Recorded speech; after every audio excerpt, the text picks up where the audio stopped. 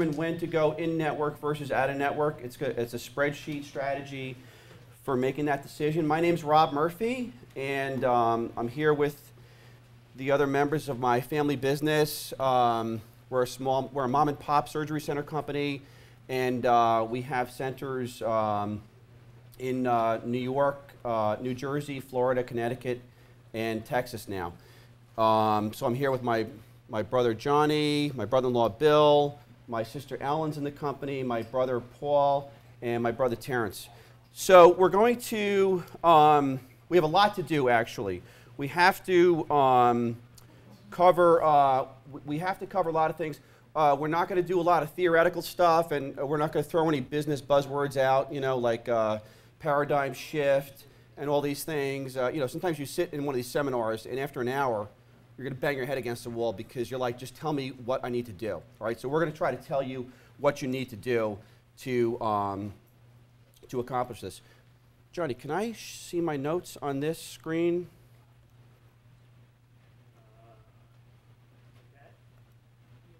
Oh, multiple monitors.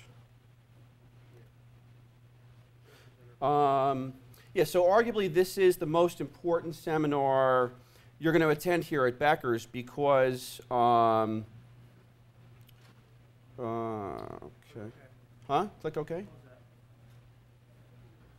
Choose the box there. Oh, it's not letting you do it? Presented by a speaker. Presented by, okay. This monitor's plugged in.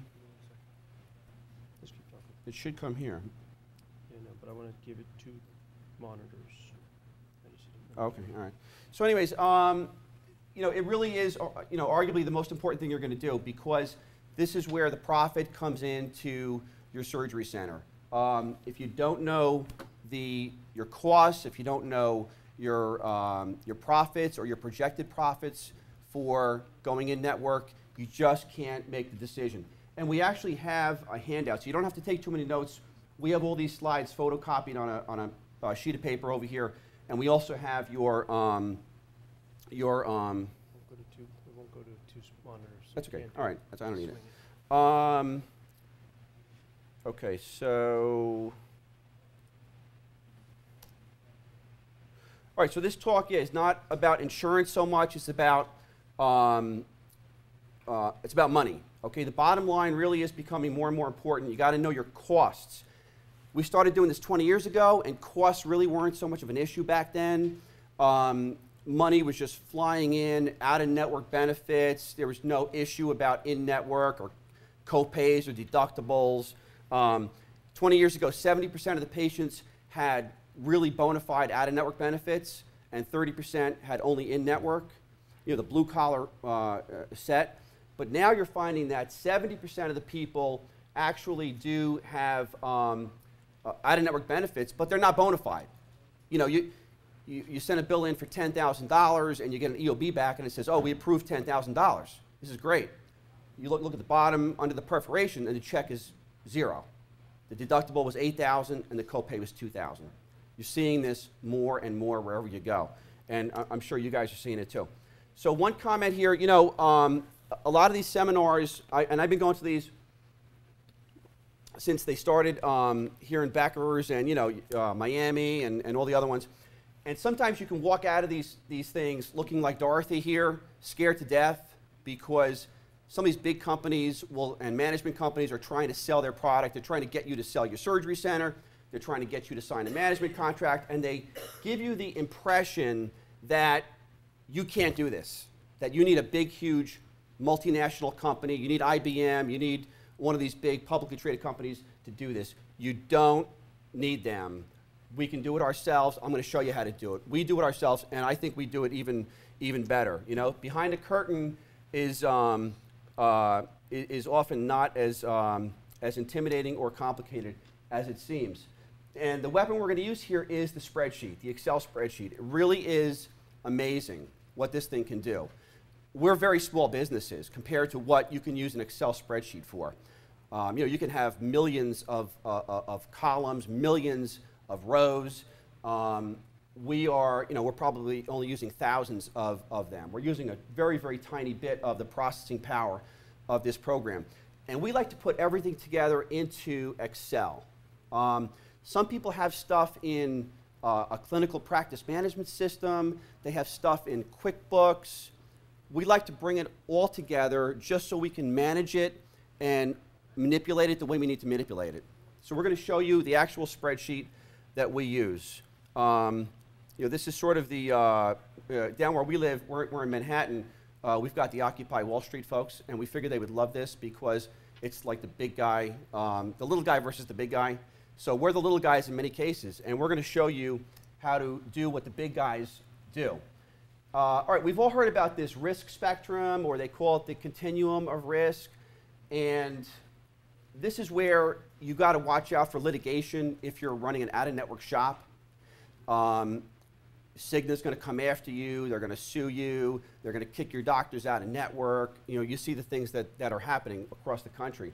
But in our opinion, it's really becoming irrelevant what they're doing, because if you're in network, you're not dealing with any of these issues as far as the risk spectrum. You're not worried about getting sued for waiving copays or deductibles. You're not worried about your doctors getting kicked out of the network because they're referring to an out-of-network surgery center. They have been restructuring these products for 10 years, and they're doing it very carefully and very slowly. And they set out to do this a long time ago. 10 years ago, nobody would have ever imagined a $10,000 deductible for going out of network, or a cap, an annual cap at $2,500 for surgery center benefits, or a lifetime cap of $10,000 for all out-of-network benefits. You never would have thought of this stuff, but they've been sneaking this stuff into our plans little by little, incrementally. And here we are today, boom, and you got a $10,000 deductible plan. You might have one for your own company. So the out-of-network benefits are really becoming irrelevant. I don't know where we found this. We haven't gotten to this point yet where we're in the depression, but we're going to show you how to stay away from all that. The results of the insurance companies restructuring their products, you can't get the cases into the surgery center. And if you do get them in, you're not getting paid what you should get paid. Again, they're approving $10,000, and you're getting a check for $14. You've seen, maybe you've seen checks for $1. I had a slide with a check. I think it was for 1 cent. It was, 0.001. And meanwhile, they had approved $20,000 or something ridiculous, literally. And so it's really becoming irrelevant. What we have to focus on is volume. This is a Yiddish expression. Do you want to sell to the classes? Do you want to sell to the classes and live with the masses, or sell to the masses and live with the classes? This is the JCPenney thing where he says, no, I want to sell to the masses. There's a sort of, there's something about selling very expensive items and very few of them that some people have an affinity for. And you have some surgery center owners saying, hey, I got $50,000 for this ACDF, or I got $80,000, I'm only doing 2 of them. And that's all good, but there's really no future in that, we don't think.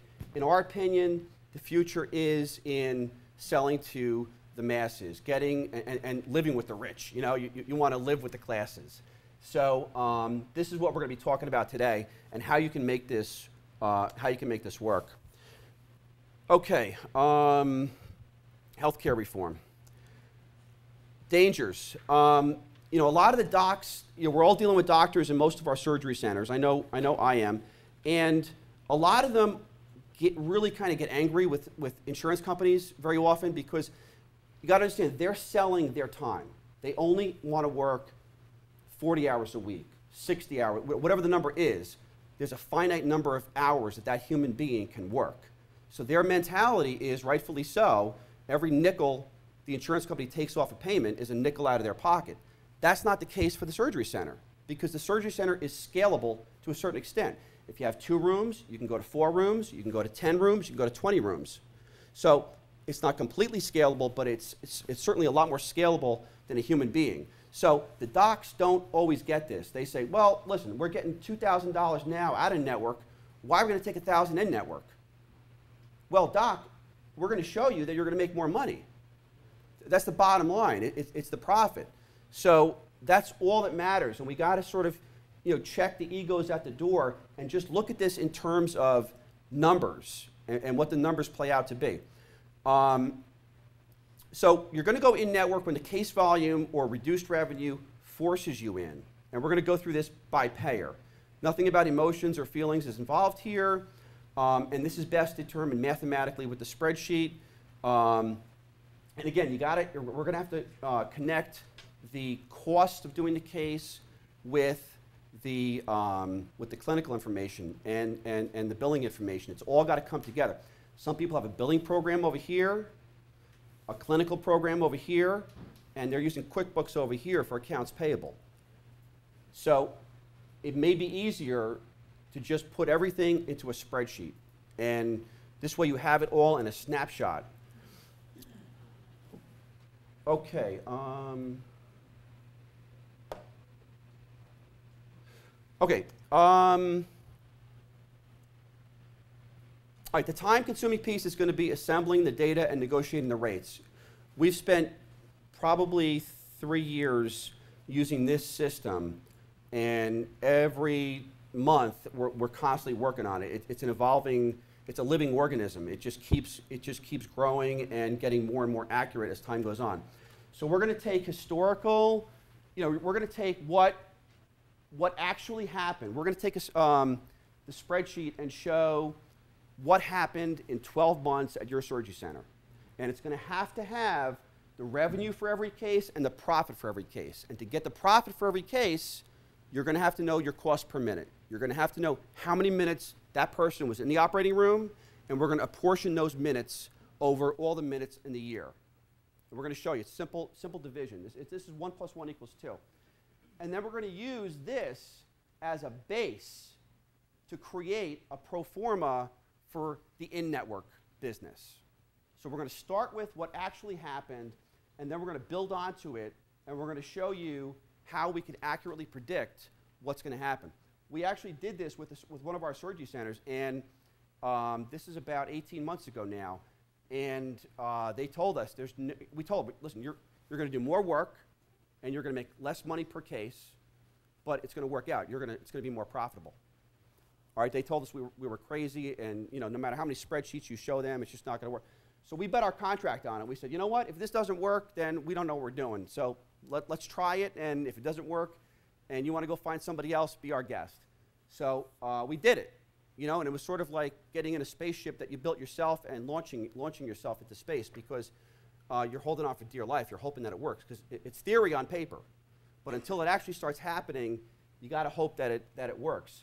So this has worked in real life. Now, you have to have these things ready before you do the spreadsheet. You can't wake up one morning and say you're gonna make pancakes for breakfast without you turn the stove on unless you have the milk, the butter, the eggs, and all that stuff. And if you don't have that, you got to get in the car, go to the store, and get the stuff. Don't try doing this if you're missing certain things, because it's just not going to work. You need these things, and I'm going to show you these things in the spreadsheet. Excuse me. It's a classic New Yorker there. Cost per minute. Now, this was invented by our good friend Tom Bombardier. The cost per minute, this is really the best way we found, and a lot of you probably know about it, to do case costing. Because when you try to figure out that, all right, Sally was in OR 3, and Sally gets paid $31 an hour, but she actually left the OR 3 to go to OR 2 for 5 minutes, and then you're just going to go crazy. So what you do is you take all the expenses. So in this example, it's like $10 million in expenses. And you just divide that by how many minutes you use that operating room or operating rooms. So if this was 2 operating rooms, whatever it is, $25 variable cost per minute, not including supplies. Supplies we keep on the side, and we're going to add them back in later to that specific case. Because one guy could go hog wild on supplies, and another guy can be more frugal. So this really does work. And if you look at this example of, this would be like an out-of-network example, and in-network under the same surgery center, your volume might have doubled to 800,000 minutes, probably about twice as many cases, but your expenses have gone up 50%. They went up from 10 million to 15 million, but your cost per minute has gone down, right? So you're doing more work for less money, but you see what happens. It doesn't go down dramatically, but it does. Your cost per minute will decrease because you're spreading out those costs over more cases, over more minutes. All right, so again, I'm going to hand this out to you. And then we take that cost. Now we have our cost per minute. So whatever it is for your center, $25, $18, $30, $50, whatever it is. A GI center might be $10 a minute. We're going to take that.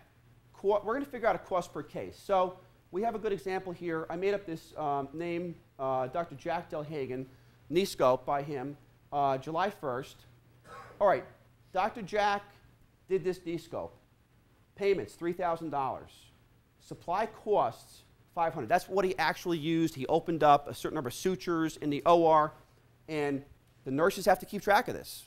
And this has to be written down and put into the spreadsheet. We do it at our billing company. You can do it in a spreadsheet. You know, we use a SQL Server database. It doesn't matter how you do it. You can just capture that into a simple spreadsheet.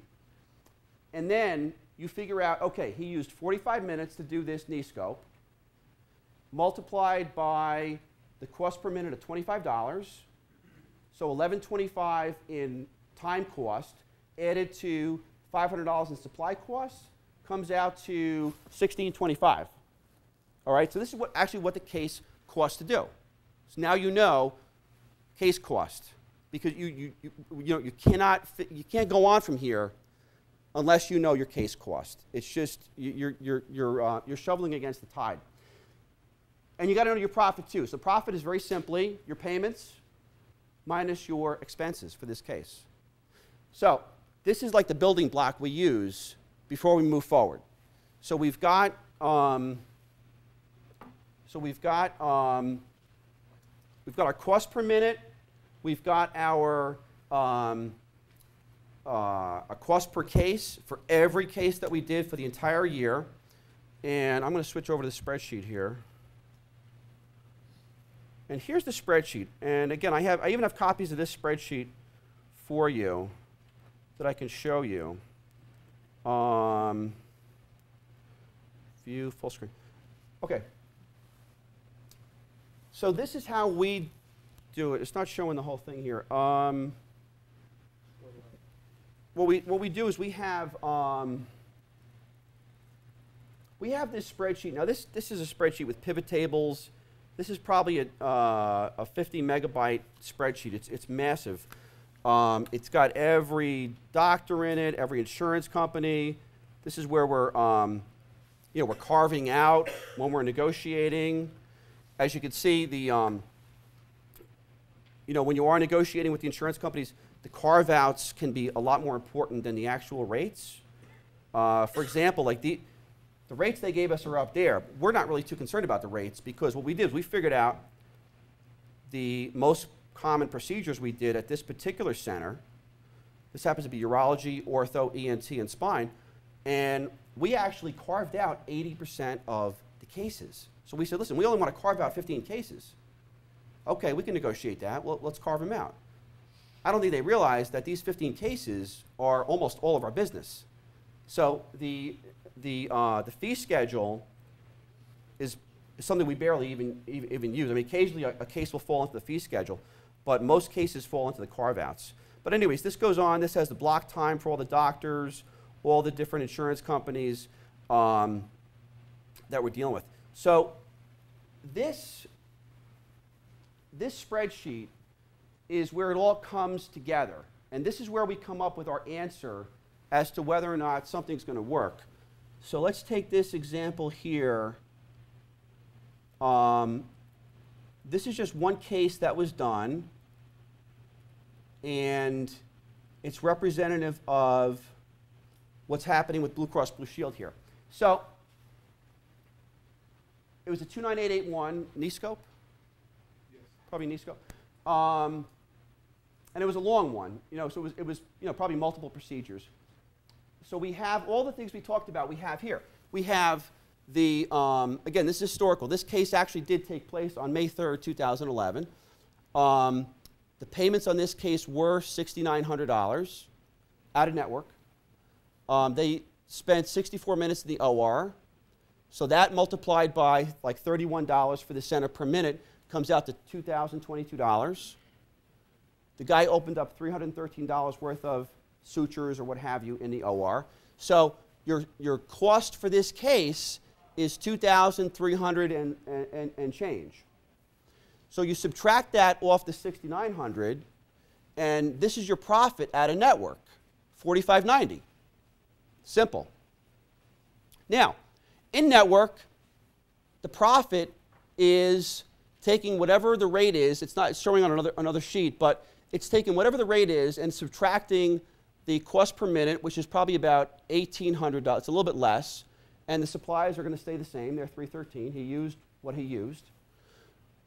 So the profit for doing this case in network is $1,787.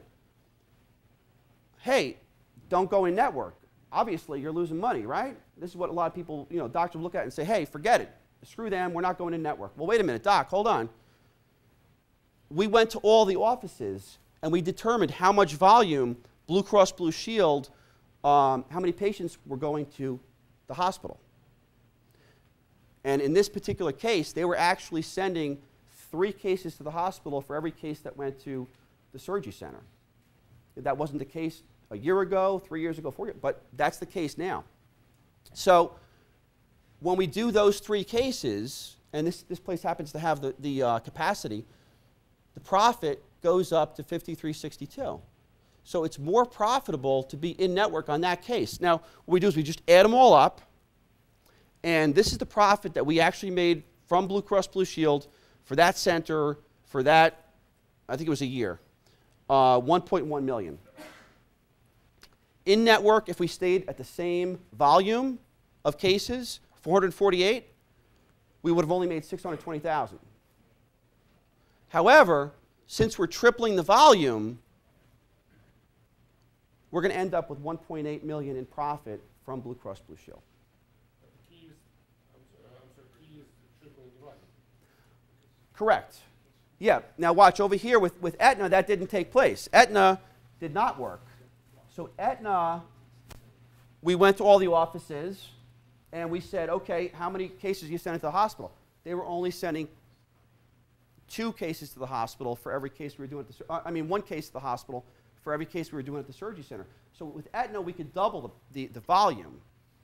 But even when we doubled the volume, the profit came out to $823,000. Well, that's lower than what we're doing right now, 1.3. So Aetna, we're holding steady. Now, don't forget, and these are the numbers, like you got to do 3.4 Aetna cases to be even Steven with where you're at. Same thing here, 1.8 Blue Cross Blue Shield cases in network for every Blue Cross Blue Shield network, out-of-network case. But keep in mind, we started negotiating about 14 months ago with one insurance company, and this was for colonoscopy. They started us at $440 or $330, $350 or something like that. We said, no, we're not interested. Went back, forth, back, forth. 14 months later, they're now up to $950 for colonoscopy. And they're not doing that because they like us. They're doing that because the cases are going to the hospital, and they're paying the hospital $2,000. So you cannot blink. You cannot blink with these people. You got to stay. United Healthcare made $1 billion in profit last year. They did that by being real smart and getting a lot of people to sign bad contracts. That may be, frankly, a little bit unfair, where you're losing money. Don't do it. Keep those cases out of your center. You've got to close for 2 days, close for 2 days. Do not accept rates that you're going to lose money on. Only do them out of network. Yeah. Sorry, yeah. 2 questions. One, it sounds like you're not only how much volume can you do, but you also have to look at what carve-outs you're actually going to be able to sign for. Because if you don't get the carve-outs, then this all kind of falls apart. Right? Absolutely. Yeah. This was not, we only had 30 minutes, so we couldn't really talk about how we negotiate. But you use a company like Avaya, like Naya Kihei's. They're like They're contracting experts. All they do is contract. And what about, you said, and we know in the hospital it's costing $2,000. What do you get EOBs from your patients to go to the hospital? Yeah. Yeah, some people offer $100 to every patient for, to bring them an EOB from the hospital, just to see what's going on over there. You know, and some hospitals don't even, you know, you can't even get them. Somebody in our family had surgery at NYU, and they don't release, per agreement with NYU, they don't release the EOB to the patient, even though you're the patient. And they, I don't know. I don't know. They refuse to tell us. The question is that all, do they use, is how much of a difference in negotiation, money-wise, could be with one insurance company? Because you just mentioned the difference could be 4 times, fourfold? Yeah. As opposed to Well, that was threefold right there. We went from 300 and something to 990, and we didn't sign yet. We didn't stop there. Because in this case, they're getting killed at the hospital, and the hospital actually, thankfully, just dropped this insurance company. So now the insurance company has patients that have nowhere to get, that have to literally go find other doctors and go to other hospitals. And that's not good for their business. They need people to re-sign up with them and resubscribe. So, you know, you got to hold steady and don't take the dirt that they're trying to give you. the general rules have been for years that you've got to hurt them enough, quote unquote, in order to be able to negotiate a decent contract. Is it still wisdom or? I think so. I think you got to just let them feel the pain.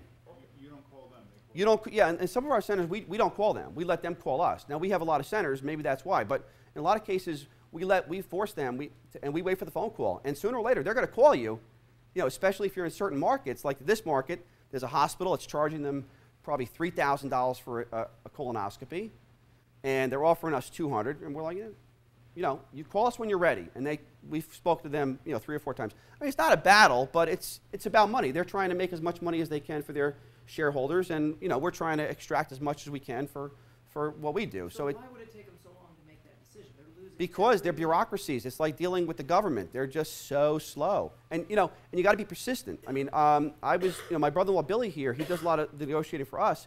And, I mean, I'll be with him in the car one day, and he'll be leaving a message for so-and-so, pick a name, you know, John Doe at so-and-so insurance company, at Aetna. Following week, again. Later that day, again. I mean, constantly. Some of these people don't call you back. And you just got to be, don't take it personally. Just be persistent and keep on them. It's not easy. It's just not easy. You know, these are, you know, a lot of them are bureaucrats, and they're making a certain wage, and they're just, you know, they're home at 5 o'clock, and, you know, it's almost like working for the government, I assume. Have you found United willing to do carve-outs at all? Oh yeah, yeah. Wasn't all of them? All. Okay, all of them. Here's United right here. This is for a particular center, and as you can see, there's about 25 or 30 carve-outs right here. So yeah, United will carve out. Okay, on the carve-out, you charge them open market rate? Is that how it works out? Oh, carve-out? No, we show them our cost data. Sometimes you actually can show them this data and say, listen, guys, it's costing me X number of dollars to do this case, and we got to make a profit. I mean, That's the other weapon. You show them how much it costs, that you can't go there. yeah, if you show them it's costing me $800, and they've got, you know, a rate at you for $750, you know, you're not going anywhere. All right, so in summary, you got to be optimistic. There's a lot of money to be made doing this. You just got to play your cards right. Be careful with the numbers. It's all a matter of math. Don't sign contracts that don't increase your overall profit margin. A lot of people are doing this every day. We do turnarounds, and we go into centers, and we look at these contracts, and we're saying, why did you sign this? Well, this is what they mailed to us, and we wanted to be a network, so we signed it. So you can't do that. You got to know how much money you're going to make before, you know. So first thing we do when we take over a center is we cancel all the contracts, and we start from scratch. And it could take a year, it could take 2 years, but you got to be patient because you're in this for the long haul. And again, this is a great business to be in. You know, I got friends who got into real estate, and they ran down to the Wall Street and the stock market. Believe me, this is a great industry for all of us to be in. It's fantastic, and the future looks even brighter. Sell to the masses and live with the classes. That's the takeaway from this one. Doc, you had another question? No? Okay, yes. Do you have any tips for reverse engineering this? We're primarily a network facility, but a couple of our carriers are really putting the screws to us. And we're trying to figure out what our break even needs to be in order, as far as volume, to sustain Yeah. the profitability. I'll give you a copy of this and I'll show you, but I think this will work backwards also. Any assumptions as far as allowed? Because they're saying UCR. Is UCR 150 Medicare, or is UCR 50% of all The UZR is for them, that's their tool. Yeah, whatever they make up. This is your tool. Yeah, they'll use Ingenix or something. United Healthcare owns Ingenix. You know, it's like the foxes watching the chicken coop. They're getting more aggressive at trying to define UCRs. That's what I'm saying as Medicare. So, do you have any tips for out-of-network benefits? I know Medicare is if I do Medicare plus a 50, you're saying what you're seeing $8,000, $10,000 out-of-network deductibles. Are those logical? I mean, Yeah, we're seeing those. We're seeing them. Otherwise, we wouldn't even be going in network. We just stick out of network. But the volume is just going down when you're completely out of network. So with this, you can pick and choose. You can sort of cherry pick the good ones, and just do the bad ones. Keep doing them out of network, or do them at the hospital, and you'll make more money. Oh, yes, ma'am. Do you find the data you're collecting, the last case data from your surgeons, do you find it accurate? That they can actually report cases to you? Oh, the ones that they're doing at the hospital? Yeah, not always. Sometimes we'll actually have to go in there and to their offices, physically visit every office, and they'll try to look at these computer systems and say, we can't figure it out, sorry. So in one place, what we did was we said, all right, starting today, write down on this piece of paper, write down every case you do at the hospital for Blue Cross Blue Shield because of out-of-network issues. And do that for 4 months, and then annualize it, and then you have your numbers. You can't rush it. Yeah, because it's hard to get stuff. You got to physically go. You can't just say, hey, docs, fax it to me. Yeah, right, it's not going to happen. You got to go there and physically get it. I think we're out of time. Oh, any other questions?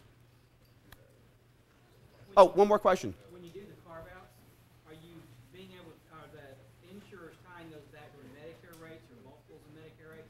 How are the carve-out rates being negotiated? Multiples of Medicare, I'd say. The carve-outs are really being done individually. Yeah, usually the fee schedule is a multiple of the Here, Medicare. And then turn the around. and then the carve-outs would be based on, your cost. And for example, the meniscectomy that he showed there was $1,650 cost, including supplies and the time used. So that's your base right there. So you're going to go back to them. Also, you're going to know with the formula, you're going to know your average reimbursement. So for example, the example Rob was giving you about the GI procedures, the colonoscopies in Florida, we know that we're getting an average reimbursement of $2,500 with this particular insurance company. So now we're at $900. So the question now is, can these GI guys double the 800 cases they're already doing? And can the center handle it? We don't think it can. So we're still waiting. We're waiting for maybe $1,100 to do the trick. But you have to know if can the center handle it, and can your doctors bring in those numbers? Otherwise, it's just all over. Yes. Just a comment in my own experience that kind of alludes to this is one of the biggest difficulties is to say, well, what kind of information might I use to set my fees? Professionally, if you want to be out of network, you can use the Ingenix system and see what your geographic region charges for services. Ingenix doesn't offer that for outpatient facility, but you can still get that data. Pearl Diver can actually give you data, charges by regions of the country. And now Fair Health, who took over after the debacle with United Healthcare and their Ingenix system, now Fair Health can also give you regionally based facility data. It's a little, the Fair Health data is flawed for spine because they're using Medicare data and spine codes are not authorized for outpatient use. So Right. they have no data really for spine. But Pearl Diver and Fair Health? Fair Health, they can get you Okay. private, well, mainly Pearl Diver can get you private facility charge data by region of the country by CPT code. And then at least you have some starting point for average charges in your region of the country. Yeah, To start a negotiation with the Yeah. insurance company. It's just one more piece of data Yeah. to roll into the negotiation. Is that something you pay for? Yes. But the bottom line is still your cost. If it costs you $1,600 to do that case, I mean, that's not even the bottom line. You have to be at least at 2,400, 2,500. Yeah, you want a margin of Otherwise, you can't 15%, 20%. Most charges will be over Yeah, your costs. Right, right. And usually over a multiple, but at least, you know, like you said, you gotta know what you have to start with, so you're Yeah, not yeah. budgeting something below Yeah. that. But at least then you can go to the insurer and you can say, look, here's the average charge in my region, I'd like to negotiate 70% of that or 80%. These are freebies, front and back. You're welcome.